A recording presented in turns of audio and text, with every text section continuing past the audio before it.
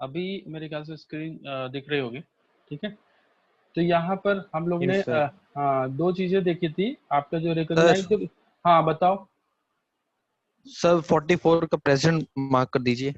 यार कर तो दिया, 44 किसका था यार? अच्छा, 44 शिव शंकर नहीं सर, तुम्हारा है। सर आपकी आवाज नहीं आई थी सर मेरे पास आपकी। यार मैसेज कर दो, ठीक है, चैट बॉक्स में मैसेज कर दो, मैं दे दूंगा, ठीक है। अभी यार देखो, बीच में क्लास को डिस्टर्ब मत किया करो। अगर मैं ओके पढ़ाना सर। स्टार्ट कर दूं तो आप लोग मैसेज कर दिया करो, मैं चैट बॉक्स देखता हूँ, ठीक है, उसको कर दिया करो।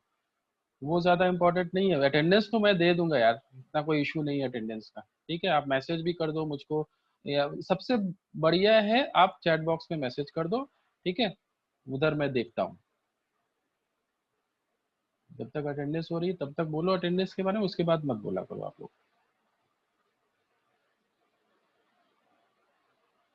हाँ, तो जैसे मैंने बताया था, देखो जो कैलकुलेशंस है प्रोविडेंट फंड में, वो केवल रिकॉग्नाइज जो प्रोविडेंट फंड है वहीं पर जो कैलकुलेशंस है वहीं पर है, ठीक है। तो जहां भी कोई भी क्वेश्चन में अगर आपको आरपीएफ दिखना है तो आपको कैलकुलेशंस वहीं करने पड़ेंगे। या स्टेचुरी है तो वो एग्जेम्प्टेड है, या बाकी के जो प्रोविडेंट फंड है वो अभी हम लोग देखेंगे, तो उसमें भी कैलकुलेशंस वगैरह नहीं करने होते, ठीक है। आरपीएफ है तभी आपको कैलकुलेशंस करने हैं, वरना क्या होगा, या तो एग्जेम्प्टेड होगा या फिर फुली टैक्सेबल होगा, यानी कि पूरा पूरा अमाउंट दिखाना होगा टैक्सेबल पार्ट में, या फिर आप पूरी तरीके से वो एग्जेम्प्टेड होगा, ठीक है। तो यहाँ पर केवल कैलकुलेशन आपको करना है आरपीएफ में, जहां पर मैंने बताया था कि एम्प्लॉयर जो कॉन्ट्रीब्यूशन है, देखो अगर प्रोविडेंट फंड होगा तो वहां पे एम्प्लॉय अपना अपनी सैलरी से कुछ कंट्रीब्यूट कर रहा होता है, और एम्प्लॉयर भी उसमें उतना ही कंट्रीब्यूशन दे रहा होता है, ठीक है।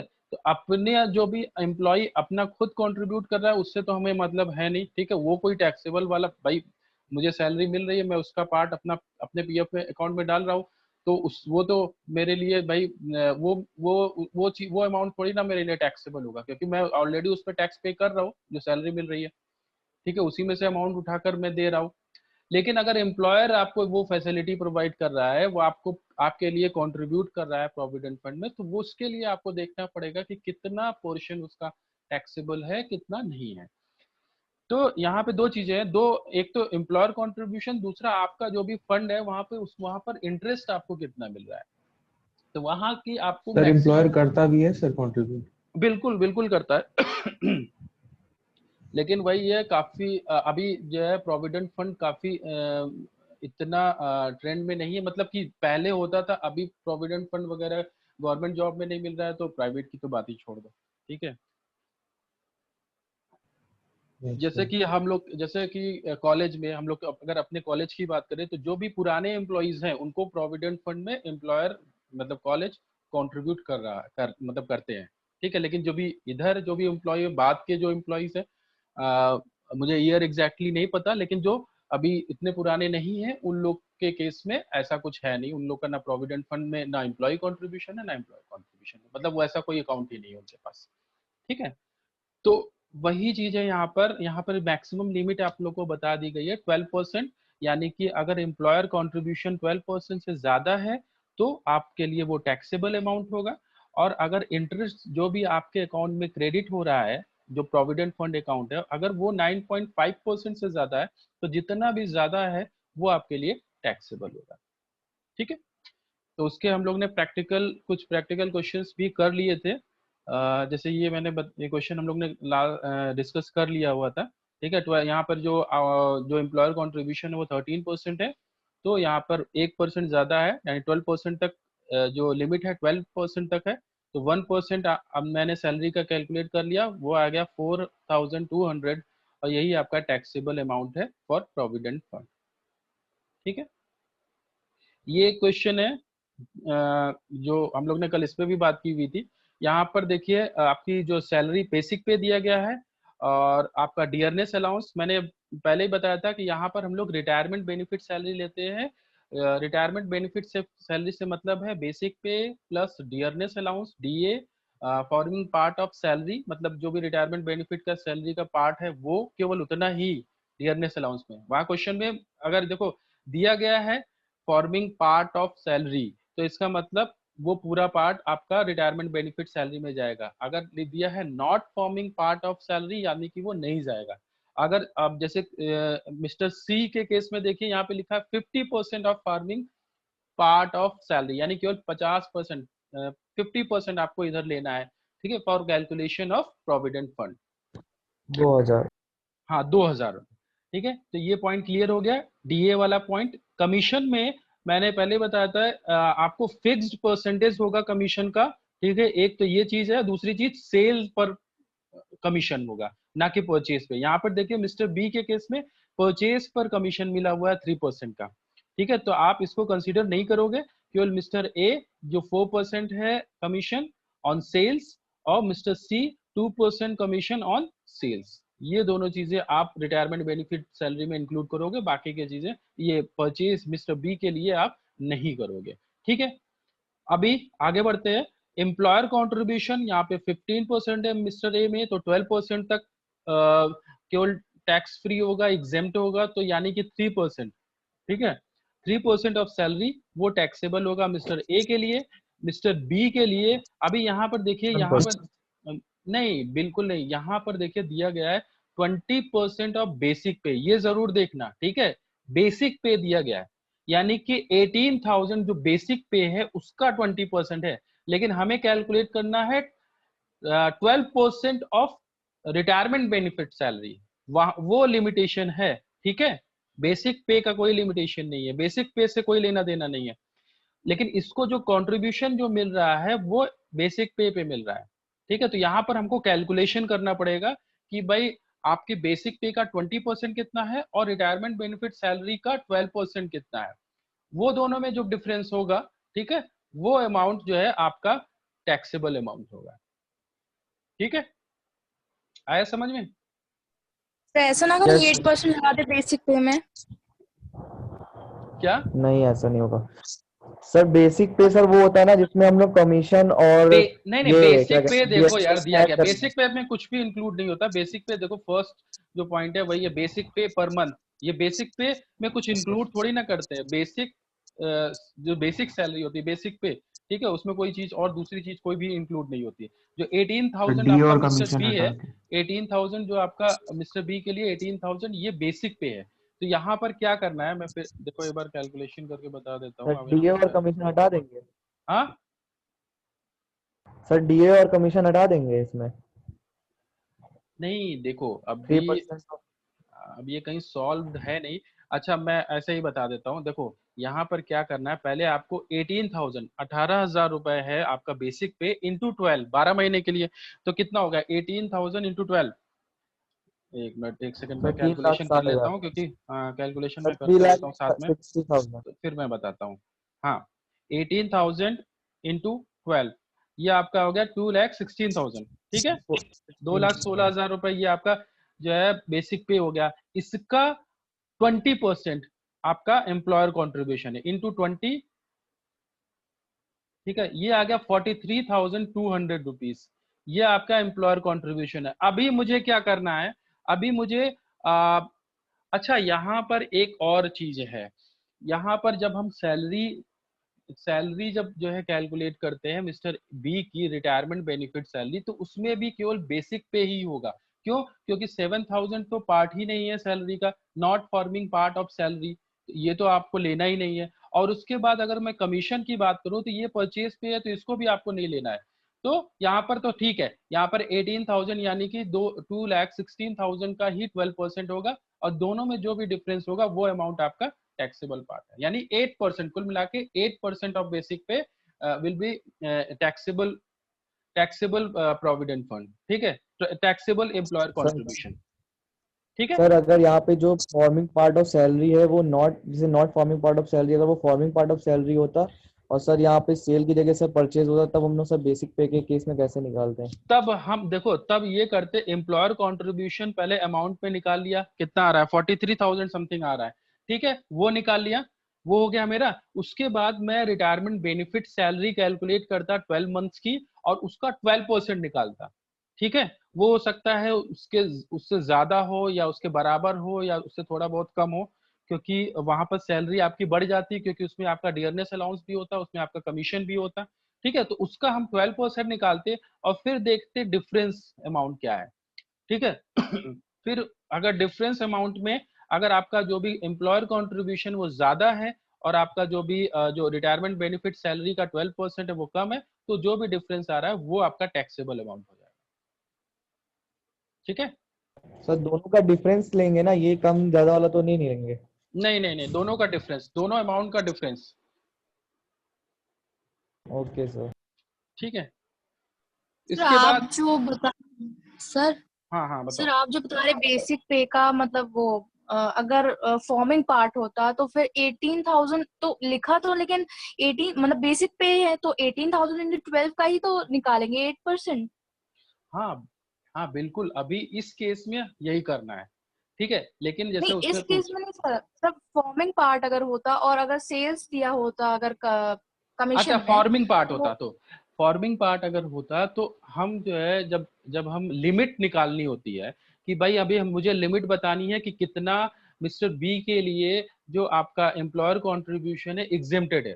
ठीक है, अभी आप उसको भूल जाओ, जो एम्प्लॉयर कंट्रीब्यूशन 20% ऑफ बेसिक पे उसको आप एकदम भूल जाओ।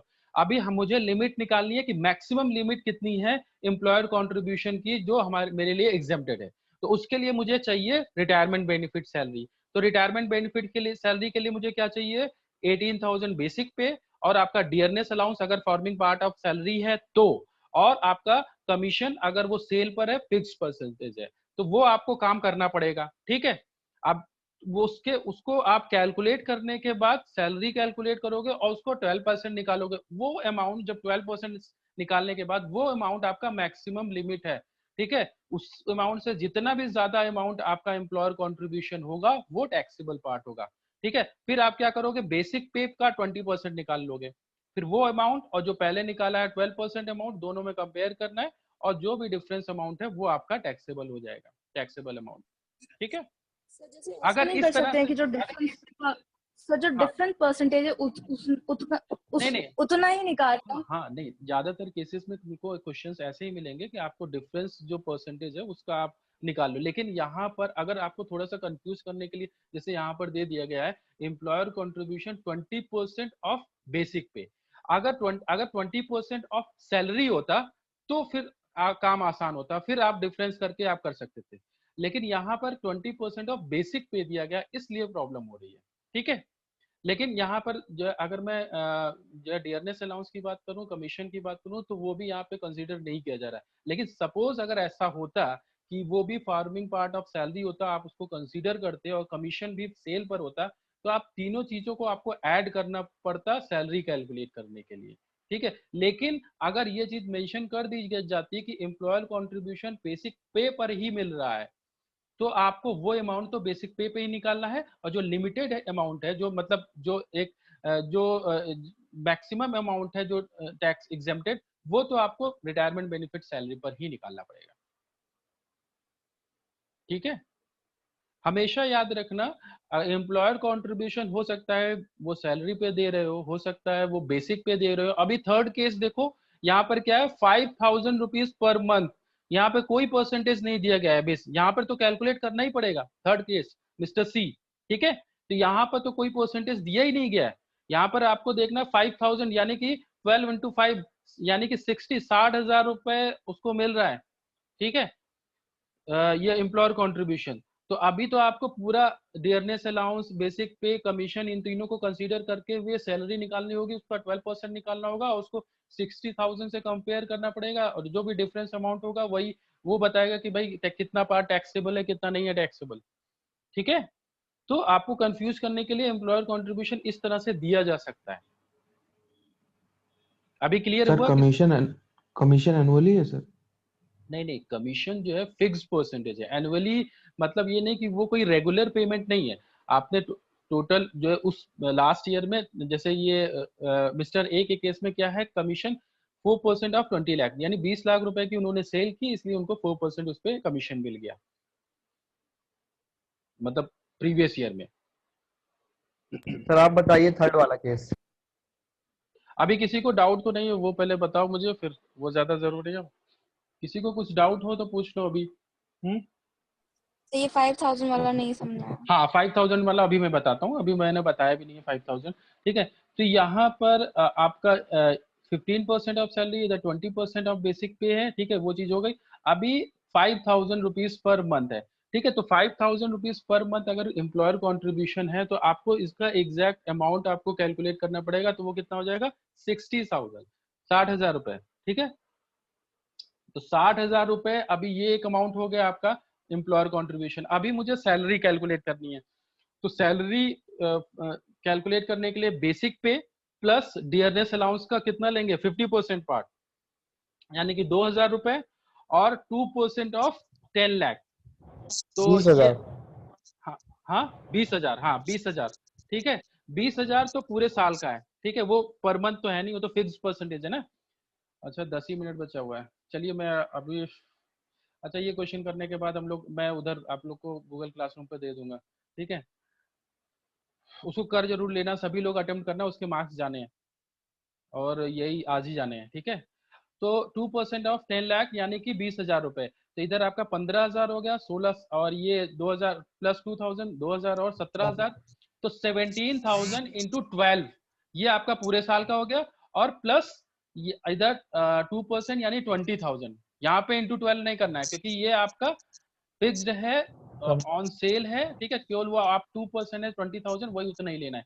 तो ये सारे अमाउंट आप ऐड करने के बाद उसका 12% निकालोगे, ठीक है, और उसको 60,000 से कंपेयर करोगे। अगर 60,000 आपका कम अमाउंट होगा, मतलब 60,000 से ज्यादा होगा 12%, तो उस केस में फुली एग्जेम्प्टेड है। लेकिन अगर 12% से ज्यादा अमाउंट है 60,000, तो उस केस में जो भी डिफरेंस अमाउंट है वो आपका टैक्सेबल होगा, ठीक है। तो यहाँ पर जैसे नीचे दिया गया है, ज्यादा ही है सारा कुछ।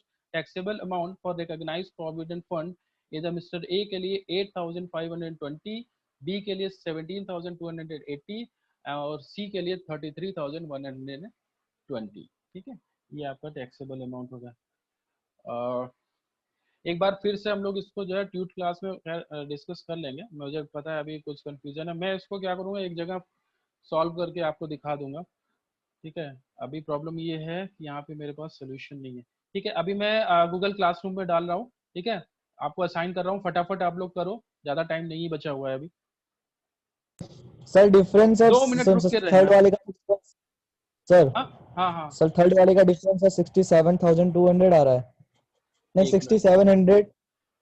डिफरेंस मतलब टैक्सेबल पार्ट, ये सर टैक्सेबल ये एम्प्लॉय जो कंट्रीब्यूशन है सर उसमें सी वाले में सर 6720 आ रहा है सर, देखिए। एम्प्लॉयर कॉन्ट्रीब्यूशन, अरे एम्प्लॉयर कॉन्ट्रीब्यूशन यस। तो दिया गया 5,000 रुपीज पर मंथ ना, 60,000। हाँ सर, दोनों का डिफरेंस पूछ रहा हूँ, डिफरेंस कितना आया है सर? अच्छा सिक्स डिफरेंस, 6720। अच्छा यहाँ पर क्या दिया गया है, अब यहाँ पर अभी एक चीज और बची है, interest credited to recognised provident fund, तो ये अभी हम लोग डिस्कस नहीं कर पाए, ये भी एक चीज है ना। इंटरेस्ट तो केवल 9.5% तक टैक्सेबल है। इसको ऐसा करते हैं, अभी नेक्स्ट क्लास में करते हैं क्योंकि अभी टाइम है नहीं, प्रॉब्लम हो जाएगी। इसको यही होल्ड रखो, यहाँ तक अगर समझ में आ गया तो होल्ड रखो, फिर नेक्स्ट क्लास में, क्योंकि अभी टाइम है नहीं, मुझे उधर गूगल क्लासरूम पर आप लोग को देना है, टाइम भी हो गया है। अभी हमको इंटरेस्ट की भी कैलकुलेशन करनी है, मतलब इंटरेस्ट जो लिमिट है वो है 9.5%, ठीक है, तो वो भी देखना है। अभी जब मैं बोलूंगा तब आप लोग करना, अभी मैंने किया नहीं है।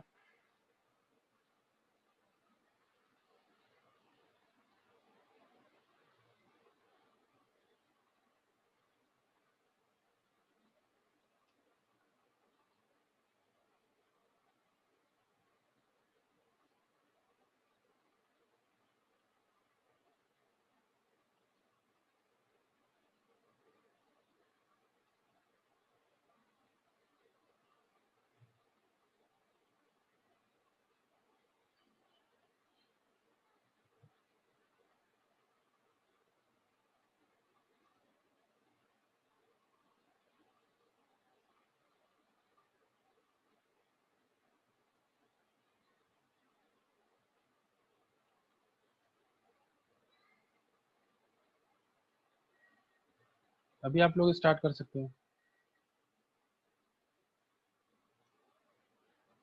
सर इंटरेस्ट पेड में सर आपने क्या बताया सर 9.5% से तो ज्यादा तो है नहीं कहीं पे भी। अच्छा अच्छा, एक मिनट मैं देखता हूँ, एक मिनट मैं असाइन कर दूं, फिर मैं देख लेता हूँ एक बार, रुक जाओ एक मिनट, इसमें असाइन कर दूं, देख लेता हूँ।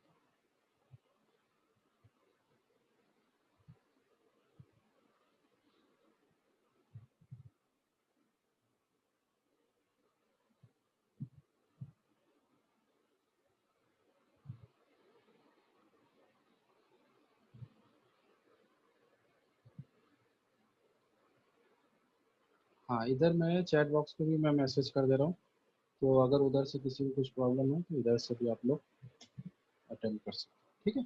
चलो, अभी कुछ प्रॉब्लम हो किसी को बताना ओपन होने में।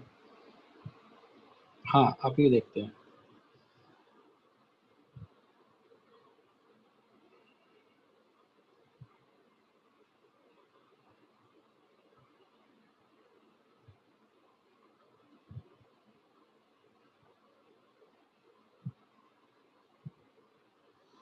हाँ हाँ, कौन पूछ रहा था?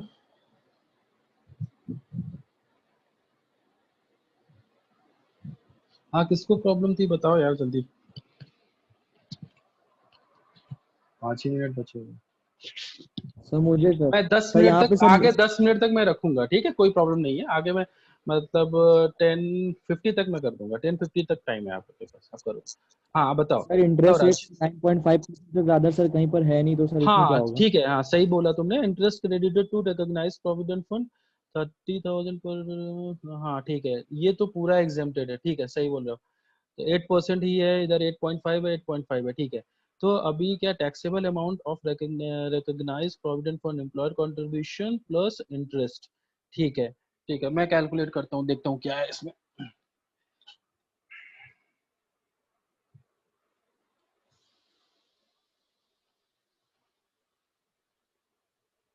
15,000 आपका बेसिक पे हो गया, उसके बाद 2,000 रुपये डियरनेस अलाउंस, 15,000 प्लस 2,000, 17,000 हो गया, इंटू 12,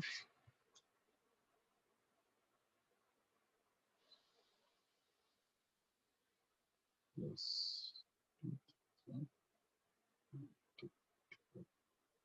2,04,000, उसके बाद फिर 2% ऑफ 10 लाख,